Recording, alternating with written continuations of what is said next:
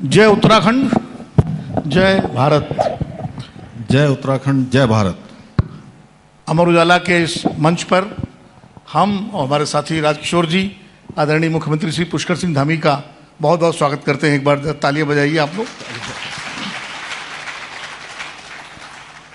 धामी जी, उत्तराखंड की इस पावन भूमि पर अमर उजाला का संवाद प्रतिवर्ष की तरह इस बार भी आयोजित हुआ और आप पिछले साल भी आए थे और इस बार भी आप आए, तो हम लोगों ने सोचा कि इस बार कुछ आपसे चर्चा भी हो जाए। पिछली बार तो आपके वक्तव्य को हम लोगों ने सुना था, तो उत्तराखंड की शुरुआत जो है इस चर्चा की राजकिशोर जी से मैं कहूँगा कि आप शुरू करें, फिर हम लोग आगे बढ़ाते हैं। नहीं, सबसे पहले तो मैंने मुख्यमंत्री जी से कहा कि आप मध्य मार्गी अच्छे नहीं लगते, आप दक्षिणपंथी हैं तो राइट साइड ही रहें तो ज़्यादा अच्छा रहेगा। तो इसलिए मैंने कहा कि आप पहले उधर आ जाइए, तो हम लोग थोड़ा बातचीत संवाद आगे बढ़ाएं।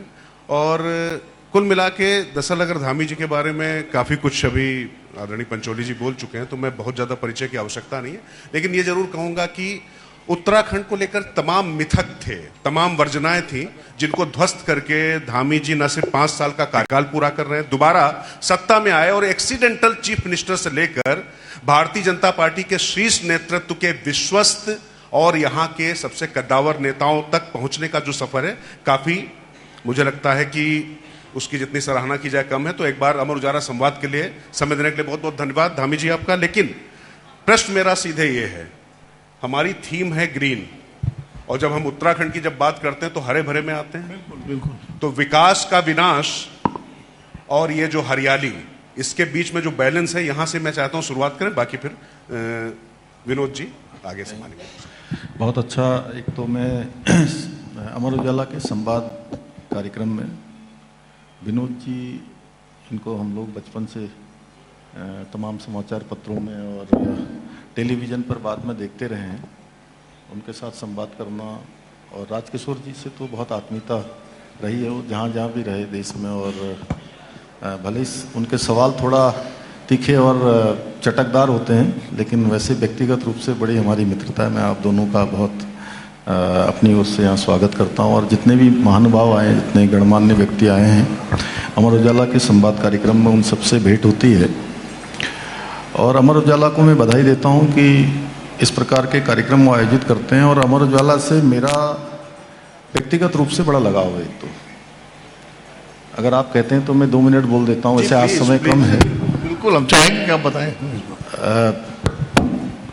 मैं बहुत एक सामान्य परिवार में पैदा हुआ, सामान्य से भी सामान्य परिवार में, लेकिन बचपन से मुझे कक्षा 5-6 के बाद, 5वीं 6ठी के बाद मुझे अखबार पढ़ने का बहुत ज़्यादा एक शौक जैसा हो गया। और उस समय मेरा गांव नगला तराई है, खटीमा में, बिल्कुल शारदा नदी के इतनी दूरी में, जितनी दूरी में ये बैठे हैं उसके बीच में सड़क है और उसके बाद मेरा घर है। तो वहाँ गर्मियों में हम लोग स्कूल से आते ही जो है अपना बस्ता फेंकते थे और 6-6 घंटे जो है शारदा जी में गोते लगाते थे। और उसके बाद जैसे ही शाम होती थी तो शाम को हम अखबार पढ़ने के लिए, मैं ज़्यादा और मेरे साथ भी कुछ लोग और भी जी, लेकिन अखबार उनको मिलता था जो लोग उस चाय की दुकान में चाय पीते थे या बंद समोसा खाते थे जी। तो उनके लिए अखबार आता था। बिल्कुल। एक ही अखबार आता था, शाम तक जो है पूरा वो, उसके कई बार मुझे लगता है सैकड़ों लोग पढ़ चुके होते थे। और अमर उजाला ही आता था। कैसे ना, पहले अखबार पढ़ा नहीं जाता था, चाटा जाता था लोग अखबार एकदम। अरे नहीं, उसमें विनोद जी मैं आपको बताऊं कि क्या होता था। जिन लोगों ने पहले अभाव में अखबार पढ़ा होगा वो जानते होंगे, अखबार के जितने 6, 7, 8 जो भी पृष्ठ होते थे उस समय, वो सब बांट देते थे। एक एक करके, एक दूसरे को देता था, एक इधर पढ़ता था, एक उधर पढ़ता था, फिर पहला वाला दूसरे को, कुछ लोग कहते थे ऊपर कर लो, पीछे के वो हम पढ़ रहे हैं। हमारा उस जमाने से, और उस समय मतलब अमर उजाला के अलावा मैं किसी दूसरे अखबार को नहीं जानता था। तो अमर उजाला के इस कार्यक्रम में आना और आप सबसे संवाद करना और फिर ये हरे की बात करना सच में बड़ा अद्भुत है। और हमारी जो थीम है हमारे प्रधानमंत्री आदरणीय मोदी जी की भी, कि विरासत और विकास दोनों साथ साथ बढ़े। तो हमने उत्तराखंड में देखिए GEP लागू किया, सबसे पहले शुरू किया है। जैसे देश में बहुत सारी चीजें हमने सबसे पहले शुरू की, GEP जी, ग्रॉस एनवायरमेंट प्रोडक्ट, कि मतलब हम कितना जो है विकास के लिए कितनी चीजों को किस प्रकार से उसके साथ एक समन्वय स्थापित कर रहे हैं, यानी कि इकोलॉजी और इकोनॉमी, और साथ में अब टेक्नोलॉजी को भी हमने जोड़ा है। तो तीनों का समन्वय करते हुए हम आगे बढ़ रहे हैं, क्योंकि राज्य के अंदर आप देखते ही हैं हमारे यहाँ जिस प्रकार की भौगोलिक परिस्थितियाँ हैं, वो भौगोलिक परिस्थितियाँ बहुत कठिन हैं। हर वर्ष हमको अनेक प्रकार की आपदाओं का सामना करना पड़ता है। कभी अत्यधिक बरसात होती है, लैंडस्लाइड होती है, भूस्खलन होता है, हिमस्खलन होता है, अत्यधिक जल भराव हो जाता है मैदानी क्षेत्रों में, तो उन सब का सामना करना पड़ता है। और इस पिछले वर्ष तो जो 2025 का वर्ष गया है वो हम लोगों के लिए आपदा वर्ष हो गया था, अत्यधिक कष्टकारी रहा है। इसलिए जो भी हमारा मॉडल है विकास का, वो भावी जो आने वाले जो 25 साल हैं, 50 साल हैं, उसको ध्यान में रखकर हम लोग कर रहे हैं। नहीं, आपने पर्यावरण की संरक्षण की और इसकी बात की कि एक समन्वय के साथ हम बढ़ रहे हैं, और चुनौतियां भी हैं। जिस तरह जोशीमठ में जमीन दरकी और पूरा उससे एक नई चुनौती खड़ी हुई, धरासू में जैसे हुआ, बहुत सारी आपदाएं आई। तो इन आपदाओं से क्या सबक लिया उत्तराखंड सरकार ने ताकि भविष्य में ऐसी आपदाओं का सामना न करना पड़े? देखिए, अभी जो पिछले वर्ष की जो आपदा आई हैं उसमें अभी भारत सरकार के नीति आयोग में भी मैंने अपनी बात रखी थी, और मैं समय समय पर इस बात को रखता आया हूँ कि ये अलग प्रकार की आपदाएं हैं। ये क्या होता है विनोद जी कि ये ऊपर कहीं पहाड़ों में किसी जगह पर बादल फटता है जी, और बादल फटने के बाद एकदम से इतना मतलब बड़ी भीषण मात्रा में उसके फिर वो सारा का जो है सैलाब आ जाता है नीचे, और उसमें कुछ ही बहुत समय नहीं लगता है।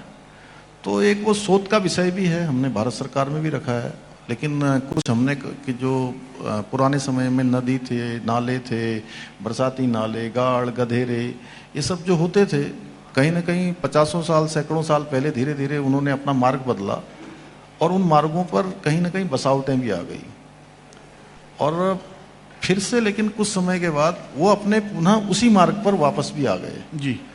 तो इन सब चीज़ों का ध्यान रखते हुए इस पर जो राज्य सरकार की तरफ से करना है, और आपदा के लिए जो तत्काल राहत पहुंचानी है, क्विक रिस्पांस सिस्टम है, उस सभी को हम एक्टिवेट कर रहे हैं। हमारा आपदा प्रबंधन का काम जो है बड़ा मतलब त्वरित गति से हुआ, अच्छे प्रयास हुए, और जो हमारा सिलकेरा टनल का रेस्क्यू था जी, जिसमें 17 दिनों तक 41 मजदूर भाई फंसे रहे, बसे मतलब जीवन और मृत्यु के बीच संघर्ष में फंसे रहे, और वो उस मॉडल को ब्रिक्स सम्मेलन में भी जो है उसको उदाहरण के रूप में पेश किया गया।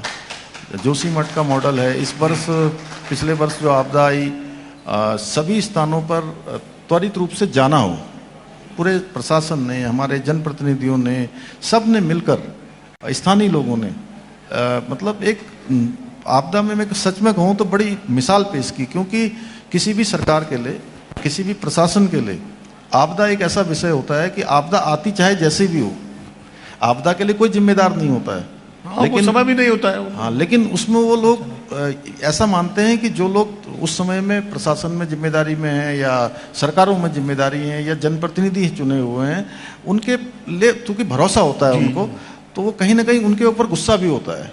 लेकिन मैंने देखा कि लोगों ने मतलब जो है इस बात को बहुत सराहा कि सारे लोगों ने मिलकर इस आपदा की घड़ी में, कठिन समय में एक साथ मिलकर काम किया। एक सवाल जो है इस वक्त जुड़ा हुआ है चारधाम यात्रा से। इस समय चारधाम यात्रा का समय है, और चारधाम यात्रा में आप जानते हैं देश विदेश से लोग आते हैं बड़ी भारी संख्या में। एक चुनौती भी हो जाती है सरकार प्रशासन के लिए, एक रिकॉर्ड बन रहा है जिस तरह से यात्री आ रहे हैं। तो और शीतकालीन जो आपका विजन है पर्यटन का, आदि कैलाश का, तो एक चारधाम यात्रा बहुत व्यवस्थित तरीके से हो, और लोगों को तकलीफ भी ना हो, और अतिरिक्त बोझ भी ना पड़े मतलब पर्यावरण पर और व्यवस्थाओं पर। इसके लिए क्या विजन है सरकार का? देखिए, चारधाम यात्रा एक सामान्य यात्रा नहीं है जी। ये बहुत ही आस्था और श्रद्धा की यात्रा है। और मैं हमेशा से एक बात कहता हूं कि चारधाम यात्रा आज तो फिर भी हमारे प्रधानमंत्री मोदी जी के प्रधानमंत्री बनने के बाद जिस प्रकार से चारधाम ऑल वेदर रोडें बन गई हैं, केदारनाथ का नवनिर्माण पुनर्निर्माण हो गया आपदा के बाद, बद्रीनाथ धाम में मास्टर प्लान बन गया, लोगों को एक समय बहुत कठिन यात्रा ये हुआ करती थी। आज यात्रा का स्वरूप, लेकिन उसके साथ साथ अनेक चुनौतियां भी हमारे सामने खड़ी हो रही हैं, जैसे कि चूंकि बड़ी संख्या कभी कभी तीर्थयात्रियों की, श्रद्धालुओं की हो जाती है, उनको समय से दर्शन कराना, समय से उनकी यात्रा कराना, कई बार मार्गों में अवरोध पैदा हो जाते हैं, मौसम की खराबियां हो जाती हैं, लेकिन उसके बावजूद भी किसी यात्री को कोई परेशानी न हो, किसी यात्री की यात्रा में विघ्न न हो, अपनी यात्रा निर्विघ्न रूप से वो संपन्न करें। उसके लिए सरकार, पहले के समय में क्या होता था, जब यात्रा शुरू होने वाली होती थी तब यात्रा की समीक्षा होती थी, यात्रा की तैयारियां होती थी। हम लोगों ने एक नया एक संस्कृति कही है, एक शुरू करी है कि जैसे ही 2025 की यात्रा समाप्त हुई, 2026 की यात्रा की हमने तैयारी शुरू कर दी, और उसका परिणाम भी सामने आया। छुटमुट चीजें जरूर, चूंकि इतनी बड़ी यात्रा है, उसको अगर छोड़ दिया जाए तो इस वर्ष यात्रा ने रिकॉर्ड कायम किया है। मतलब अभी तक नंबर्स के लिहाज से 19 अप्रैल से शुरू हुई यात्रा, और ये अभी 19 जून ही हुआ है, थोड़े दिन हुए उससे, 2 महीने कुछ दिन में 40 लाख के लगभग यात्रा हमारी पहुंच गई। और हेमकुंड साहब भी 1,25,000 यात्रा पहुंच गई, जो पिछले पूरे साल भर से 20-25 हजार ज्यादा है। और सीमांत क्षेत्र आदि कैलाश, जहां पर पूरे वर्ष भर में पहले 400 लोग, 500 लोग, अधिकतम 600 लोग पहुंचते थे, और इस वर्ष वहां भी लगभग 45,000 के लगभग लोग अभी तक पहुंच चुके हैं। अभी तो यात्रा आधी भी नहीं हुई है। और इसी प्रकार शीतकाल में भी, पहले शीतकाल में लोग, जो आप कह रहे थे ना शीतकालीन, शीतकाल में लोगों को लगता था कि भाई आस्था श्रद्धा के द्वार बंद हो गए हैं, कपाट बंद हो गए हैं, तो वो उस समय देव लोगों का, चूंकि वो मान्यता है कि भाई जहाँ मुख्य जो हमारे धाम है उनके कपाट बंद हो जाते हैं, लेकिन उनके गद्दी स्थलों पर उस समय भी वो श्रद्धालुओं के लिए उस निरंतर रूप से दर्शन के लिए जो है लगातार दर्शन होते रहते हैं। तो शीतकाल यात्रा प्रारंभ हो गई। शीतकाल में भी कई लाखों लोगों ने इस वर्ष भाग लिया। यानी कि पहले लोग कहते थे कि भाई शीतकाल आया, 6 महीने ऑफ, 6 महीने ऑन, अब पूरे 12 महीने ऑन है। 12 महीने श्रद्धा ऑन रहेगी, ऑफ का चक्कर ही खत्म हो गया। ऑफ का कोई चक्कर नहीं है, अब ऑन रहेगा। मैं, धामी जी, ये किताब है मेरे हाथ में आपकी, मतलब जो आपके सरकार के कामकाज पे, धामी की धमक 4 साल बेमिसाल। पहले तो जिसने भी बनाई है उसको बधाई, अच्छी किताब है, इंफॉर्मेटिव है। अच्छी बात है कि बिल बनाने के लिए सरकार के पास नहीं भेजा है, इसमें इंफॉर्मेशन है जो लोगों के काम की है, तो अच्छी बात है। लेकिन इसमें मैं जब लगातार देख रहा था, क्योंकि देखिए बैलेंस की जहाँ तक बात है, तो मुझे नहीं लगता है कि आपसे ज़्यादा इस कम उम्र में और इतना शांत रहकर स्थिर भाव से, गंभीर भाव से कोई बैलेंस बना सकता है। तमाम जो दिग्गज बैलेंस नहीं बना पाया, आपने राजनीति में भी बैलेंस बनाया।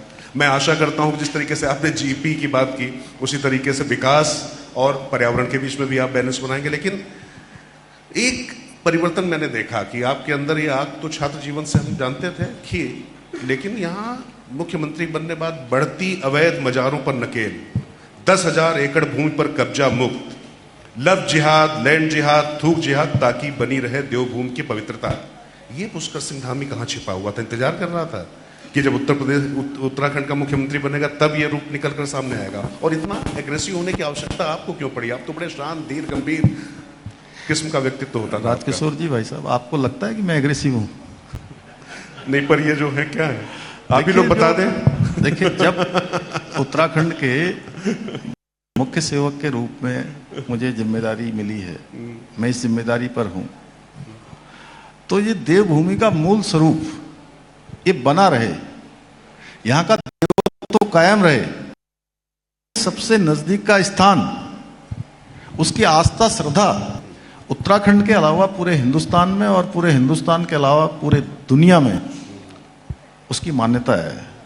कहीं भी हम जाते हैं, हम कहते हैं कि हम देवभूमि उत्तराखंड से आए हैं, या देवभूमि उत्तराखंड के साथ हमारा नाम जुड़ा है, तो सामने वाले के जो भाव हैं वो बदल जाते हैं। ठीक है। आप तो बहुत बेहतर जानते हैं यहाँ के बारे में, क्योंकि लोग मानते हैं कि भगवान के सबसे नजदीक का स्थान देवभूमि है। तो क्या देवभूमि की आस्था श्रद्धा ये कम होनी चाहिए? यहाँ का देवत्व कम होना चाहिए? यहाँ की जो मूल अस्तित्व है उसको कोई नुकसान होना चाहिए? जो नुकसान हो गया, जो जनसंख्यीय यहाँ पर असंतुलन हो गया, और आने वाली जो आपने कहा कि आज शुरू में मैं देख रहा था वहाँ से वो जो महोदय कह रहे थे, जो संचालन कर रहे थे, कि आज और कल का उत्तराखंड कैसा होगा। तो कल का उत्तराखंड कैसा होगा ये हमारी जिम्मेदारी है। और मेरे साथ मुझे लगता है कि उत्तराखंड के सारे लोग और दुनिया के और पूरे देश के लोग ये सोचते हैं कि आने वाले समय में देवभूमि का मूल स्वरूप बना रहना चाहिए। यहाँ की हमारी भावी पीढ़ियों को अगले 50 सालों में असुरक्षित उत्तराखंड नहीं मिलना चाहिए। ये अवैध कब्जे नहीं मिलने चाहिए, अवैध अतिक्रमण नहीं मिलना चाहिए। ये किसी को टारगेट करने जैसा इसमें कुछ नहीं है, कोई इसमें एग्रेसिव नहीं है। अवैध कब्जे मतलब किसी खास वर्ग के या कोई भी नहीं, अवैध कब्जे माने अवैध कब्जे, वो कोई वोटर लिस्ट देख के नहीं, वो तो जो हमारे राजस्व के अभिलेख देखकर जो है, जो अवैध कब्जे उन कब्जों पर हमने कार्रवाई की है। राजस्व के अभिलेखों को देखकर कार्रवाई की है, उसमें कोई भी हो, और कोई भी हो। और मैं कहना चाहता हूं कि देखिए, मैं बार बार कह रहा हूं, चूंकि मैं भी मेरे भी 2 बेटे हैं, 2 बच्चे हैं, तो मैं उनको देखता हूं तो मुझे लगता है कि जैसे मेरे बेटे हैं वैसे ही पूरे देवभूमि के सभी बच्चे हैं। उन बच्चों को आने वाले समय में, अगले 25 साल 50 साल या आने वाले 100 साल उनको सुरक्षित उत्तराखंड मिलना चाहिए। असुरक्षित उत्तराखंड नहीं मिलना चाहिए, ये मेरा संकल्प है और उसको मैं लगातार करूंगा। ये तो शुरुआत हुई है अभी, ये जितना आप देख रहे हैं तो शुरुआत हुई है, आगे चलेगा। तो इसी भावना के तहत जो है यूसीसी लाने वाला भी राज्य, देश का पहला राज्य उत्तराखंड बना। इसके पीछे क्या प्रेरणा थी? मातृशक्ति को मजबूत करना या कुछ और? यूसीसी एक भारत श्रेष्ठ भारत की कल्पना को साकार करने की शुरुआत है, और ये हमारी जो विचारधारा है, उस विचारधारा के जो प्रमुख 3-4 प्रमुख जो उनकी अवधारणाएं थी कि इनको धरातल पर उतारना है, उसमें से एक यूसीसी था।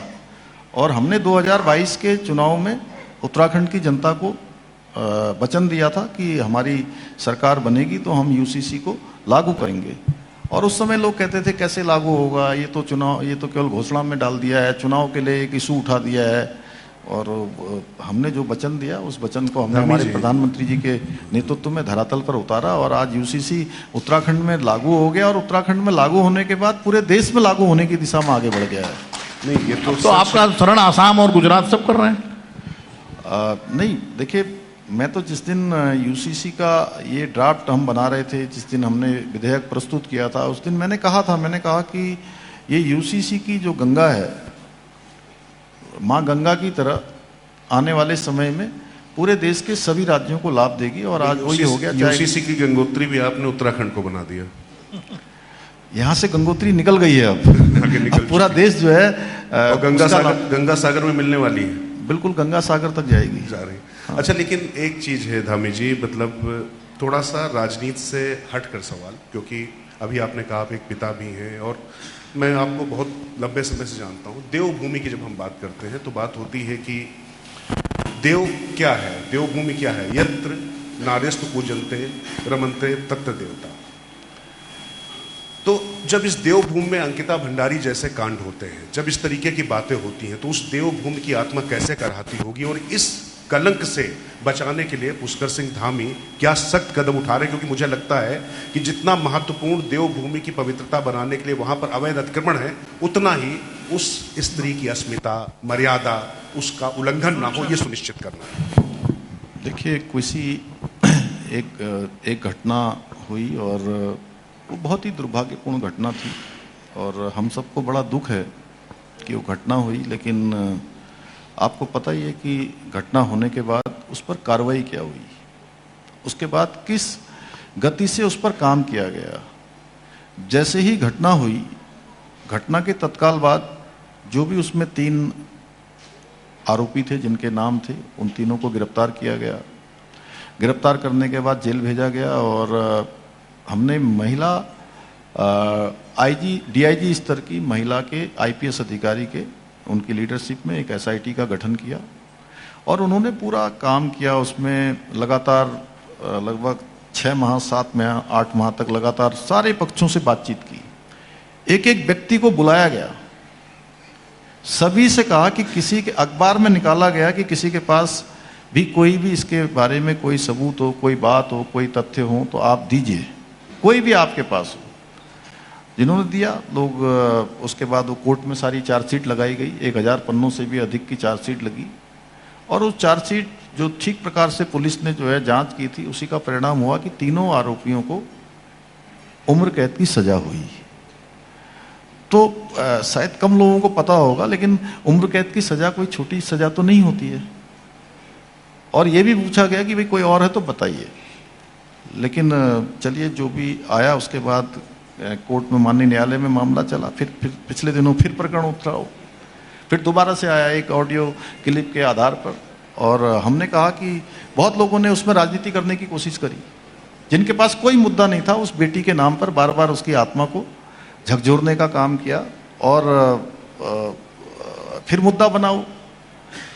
तो मैंने कहा कि भाई मैं आप लोगों की बात पर कोई कार्रवाई नहीं करूंगा, मैं कार्रवाई करूंगा उस माँ और उस पिता से जिनकी बेटी गई है, जिनके साथ ये घटना हुई है, जिनसे ज्यादा सबसे ज्यादा पीड़ित हैं, परिवार के लोगों से मैं बात करूंगा। मैंने उनके माता पिता से बात लेकिन उन्होंने तो सीबीआई जांच की मांग की थी। मैंने बात करी, और मैंने उनसे पूछा कि भाई आप क्या चाहते हैं बताइए। उन्होंने कहा कि हम सीबीआई की जांच चाहते हैं। मैंने कहा आप सीबीआई की जांच चाहते हैं तो हमने एक बार ये जांच हो चुकी है, दोबारा से सीबीआई जांच की संस्तुति कर देते हैं भारत सरकार को। और हमने भारत सरकार को सीबीआई जांच के लिए संस्तुति करी, भारत सरकार ने उसको रजिस्टर्ड कर लिया, भारत के सीबीआई ने।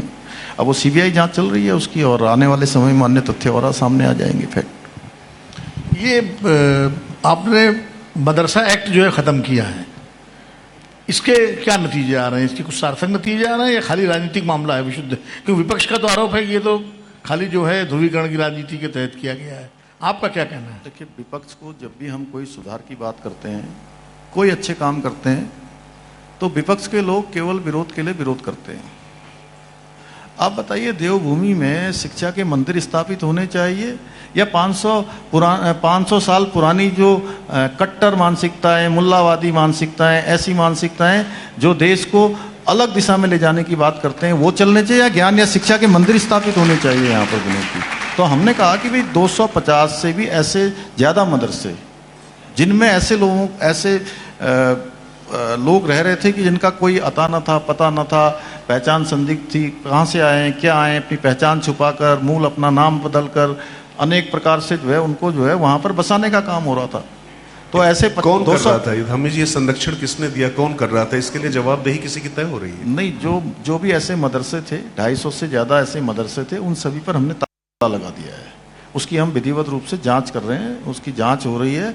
और जो मदरसा एक्ट समाप्त किया, मदरसा एक्ट हमने इसीलिए समाप्त किया कि आज बच्चों को आधुनिक शिक्षा दी जाए, उनको साइंस पढ़ाई जाए, टेक्नोलॉजी पढ़ाई जाए, उनको एआई के बारे में पढ़ाया जाए। वो बच्चे भारत के भविष्य बनकर जो है देश के निर्माण में अपना योगदान दें, न कि राष्ट्र विरोधी गतिविधियों में शामिल हो। उनको ऐसी मानसिकता से आगे पोषित किया जाए कि जो है देश के तमाम विघटनकारी तत्वों की श्रेणी में उनका भी नाम आ जाए। हम भी चाहते हैं बच्चे अच्छी पढ़ाई करें। इसलिए आपने मान लिया सारे मदरसों में राष्ट्रपति शिक्षा दी जाती थी? देखिए, हमने ये तय कर दिया विनोद जी कि अब जो भी मदरसे उत्तराखंड राज्य के अंदर चलेंगे, उनमें उत्तराखंड राज्य शिक्षा बोर्ड का जो पाठ्यक्रम है वो पाठ्यक्रम पढ़ाया जाएगा। जो पाठ्यक्रम नहीं पढ़ाएंगे वो बंद हो जाएंगे। स्वतः ही मदरसा बोर्ड समाप्त हो गया है। तो धामी जी, उत्तराखंड में नकल माफिया की भी बहुत शिकायतें आई और आपने उसके ऊपर कुछ कार्यवाही की नकल माफिया को रोकने के लिए? और नकल का मुद्दा तो वैसे भी उत्तर प्रदेश हो, उत्तराखंड हो या पूरे देश में एक बड़ा संवेदनशील मुद्दा है। हमारे यहाँ पिछले 4 सालों में एक भी नकल का मामला नहीं आया, कहीं पेपर लीक का मामला नहीं आया। एक नकल का मामला आया था, वो भी सोची समझी साजिश के तहत। एनटीए की जिम्मेदारी आपको दे देनी चाहिए कि उत्तराखंड सरकार करा ले। वहाँ भी अच्छा हो रहा है, अब की बार अच्छे तरह से परीक्षा हुई है। तो पिछले 4 सालों में हमने यहाँ पर 33,000 नियुक्तियाँ यहाँ पर सफलतापूर्वक हमारे राज्य के युवाओं को मिली है।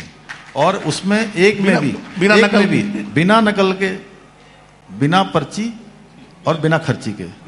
और हमने जो नकल का कानून बनाया है वो नकल का कानून देश का सबसे सख्त नकल का कानून है और 100 से भी ज्यादा नकल माफियाओं को जेल की सलाखों के पीछे भेजने का काम किया। ये एक बड़ा उदाहरण है उत्तराखंड का। आपको याद होगा और ये विनोद जी, ये जो 33,000 का आंकड़ा, चूंकि आप तो ज्यादातर बड़े प्रदेशों में रहे हैं, बड़े प्रदेशों को देखते हैं, ये 33,000 का आंकड़ा कितना बड़ा है मैं आपको बता सकता हूं कि उससे पहले के सालों में कुल 16,000 नियुक्तियां हुई थी और इन 4 सालों में 33,000 से भी आगे चली गई हैं और अभी लगातार चलेंगी। अभी जो अगले बचे हुए हर माह हम लोग 500,000 लोगों को जो है, और ये नियुक्ति पत्र चुपके किसी के घर में नहीं चले जाते हैं। नियुक्ति पत्र के लिए हम ऐसा ही कार्यक्रम करते हैं, सबको बुलाते हैं और जो है उनको मतलब ससम्मान जो है, और अधिकतर कार्यक्रमों में मैं स्वयं उपस्थित रहता हूँ। अमित जी, चूंकि आप लखनऊ में पढ़े हैं इसलिए आपको याद होगा कि उत्तर प्रदेश में, जब उत्तराखंड उत्तर प्रदेश का हिस्सा था, एक नकल एक्ट आया था, कल्याण सिंह जी लाए थे और राजनाथ सिंह जी शिक्षा मंत्री थे और उसकी कीमत चुकानी पड़ी थी कि सरकार चली गई थी अगली। तो आपको ये खतरा नहीं लगता? यहाँ इस नकल के कानून के कारण से लोगों का विश्वास पैदा हुआ है, इस व्यवस्था पर विश्वास पैदा हुआ है और इतना सराहा गया है कि उसको डेंट करने के लिए लोग रास्ते ढूंढते रहते हैं कि कैसे इस नकल के कानून को और इस नियुक्तियों को कैसे डेंट किया जाए, जो हमारी सरकार की सबसे बड़ी उपलब्धि है, मैं कह सकता हूँ। अगर आप ये वीडियो YouTube पर देख रहे हैं तो हमारे चैनल को सब्सक्राइब कर बेल आइकन दबाएं और Facebook पर देख रहे हैं तो हमारे पेज को लाइक करें।